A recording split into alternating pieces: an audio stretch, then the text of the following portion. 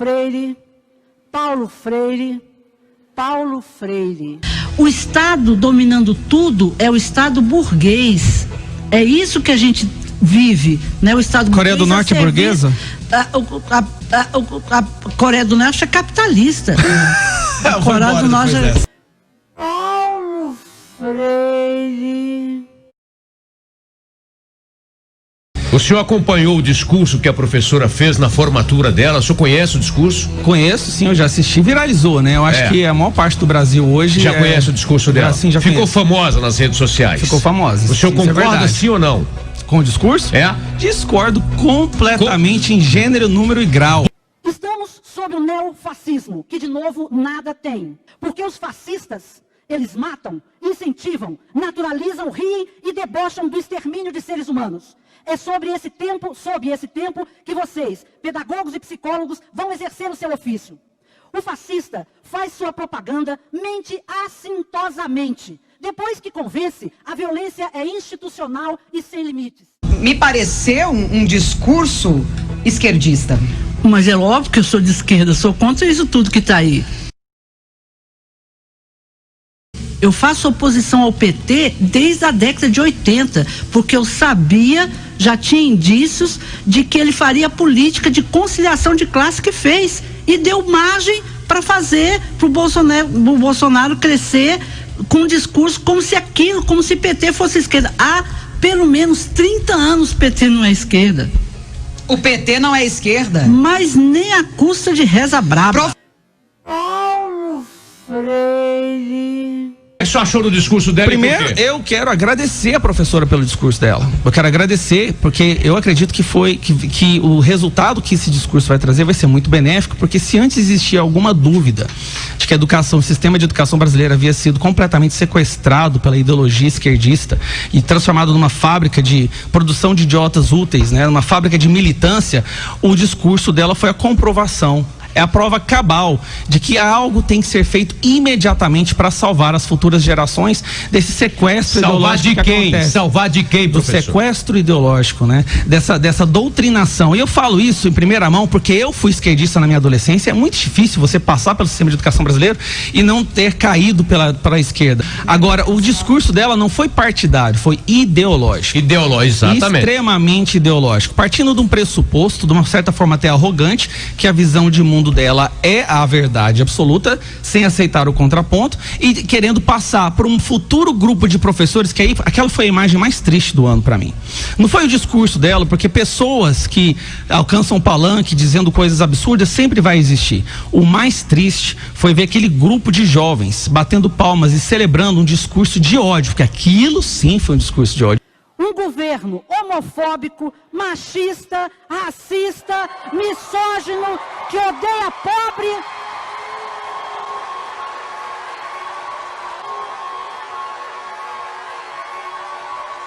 Não tem como disfarçar isso. É aquela coisa, eu como esquerdista, eu saí da esquerda porque eu percebi que a doutrina e a ideologia estava fazendo com que eu me transformasse naquilo que eu dizia lutar contra.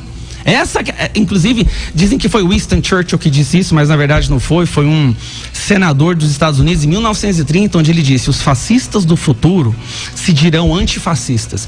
Todo mundo que chama as pessoas de fascista, eu viro para ele e pergunto assim: me fala uma coisa, quem foi o idealizador do fascismo? De onde saiu a ideologia do fascismo? Eu estava debatendo ontem com um candidato a prefeito do PSOL, que ele para você começa a conversar com ele já te chama de fascista, né? Aí eu falei, então tudo bem, maravilha, agora me fala, quem que idealizou? Quem é a origem? De qual mente saiu o fascismo? Não sabe. Aí eu pergunto, você sabe quem foi Giovanni Gentili? Não, ele disse que o fascismo ninguém idealizou. O fascismo é uma coisa que veio do ar, que surgiu do nada. Uhum. Não conhece Giovanni Gentili, um filósofo marxista que idealizou o fascismo.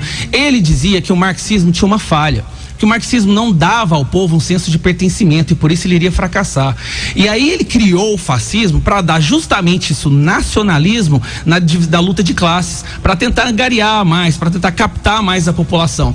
Então o fascismo, na verdade, ele é um primo primeiro do marxismo, da identidade, da política identitária e do coletivismo. Quando a senhora falou, por exemplo, lá na formatura, que o governo é fascista, misógino, homofóbico... Mas isso não sou eu que estou dizendo, isso está documentado.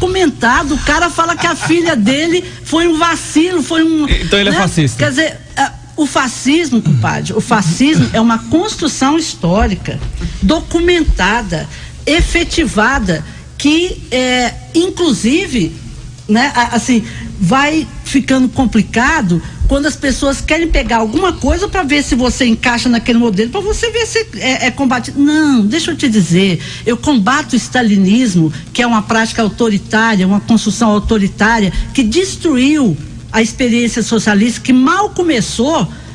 Eu sou contra desde menina.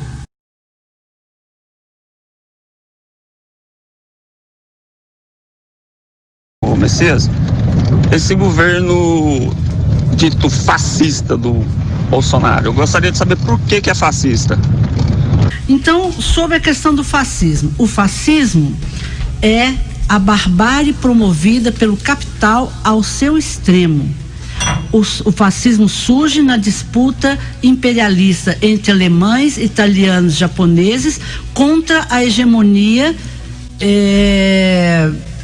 americana, inglesa, francesa. É uma disputa imperialista. Então, vocês perceberam, queridos ouvintes, que a professora não respondeu a pergunta do ouvinte. Ele perguntou por que esse governo é fascismo. Ela partiu para aquela alegoria florida do que o fascismo é a barbárie do capitalismo.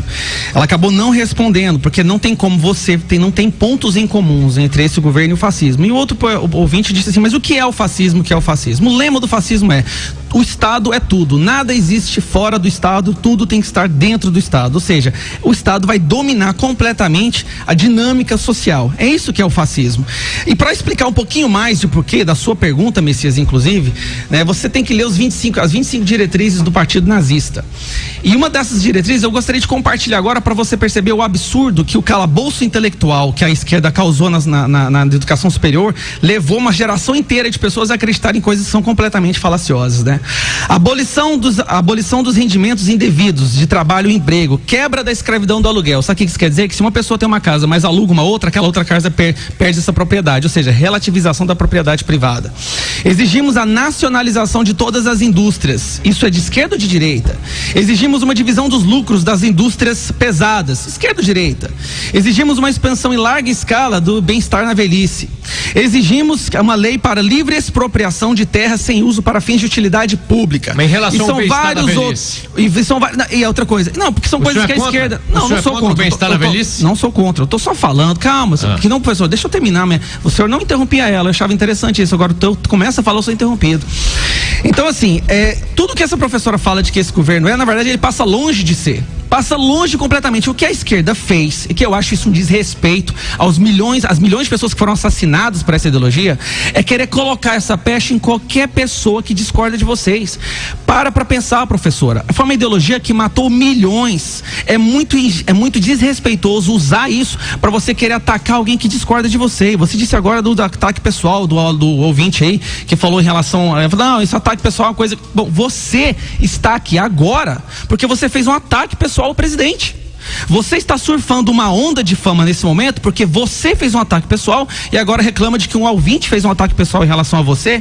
Isso é que é o preocupante. Eu sei que o tempo do programa está acabando, eu já vou terminar e obrigado por não ter me interrompido mais, Messias. A educação no Brasil está correndo um sério risco, pessoal. Nas últimas décadas para cá, a esquerda se infiltrou ali completamente e não está preocupada mais em ensinar os nossos filhos, essa geração, a criar valor, a empreender, a gerar riqueza, a pensar com pensamento crítico. Não. Eles querem idiotas úteis. Eles querem massa de manobra que possa continuar a perpetuar no poder essa elite socialista, marxista, que diz que vai trazer o sonho da utopia, do bem-estar de todo mundo sem classes sociais. No discurso da professora, eu percebi qual é a posição dela. Ela disse o seguinte: porque o Stalin deturpou o marxismo. Esses são um discursos mais perigosos, na minha opinião. Quando uma pessoa fala assim, não, porque o marxismo foi deturpado. O que essa pessoa está querendo dizer basicamente é: se eu fosse o ditador, se fosse feito do meu jeito, as coisas teriam dado certo. Só que não foi só Stalin não, professora. Não foi só Stalin que matou milhões. Lenin também começou com genocídio.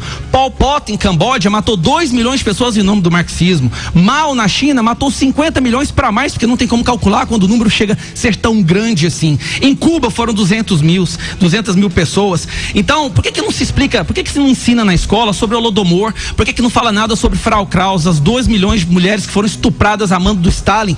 Stalin, o grande herói da esquerda brasileira hoje em dia, que o PSOL elogia. PSOL, inclusive, dominou as faculdades federais hoje. O PSOL é um partidinho nanico, minúsculo, mas é o partido que tem mais professores eleitos. São 238. Isso é uma demonstração de que a educação brasileira foi sequestrada e transformada numa fábrica de militância.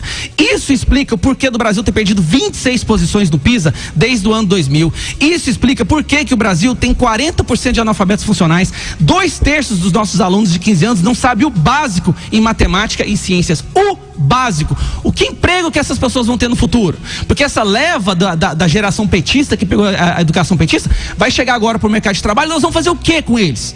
Não vai ter nada. Eles não têm capacidade de gerar riqueza, de contribuir, porque é isso que a esquerda queria. Ela quer aquela pessoa que não consiga fazer nada para depender do Estado. A esquerda destruiu a educação, está destruindo os nossos valores, e se nós não fizermos algo urgentemente, vai destruir o nosso país.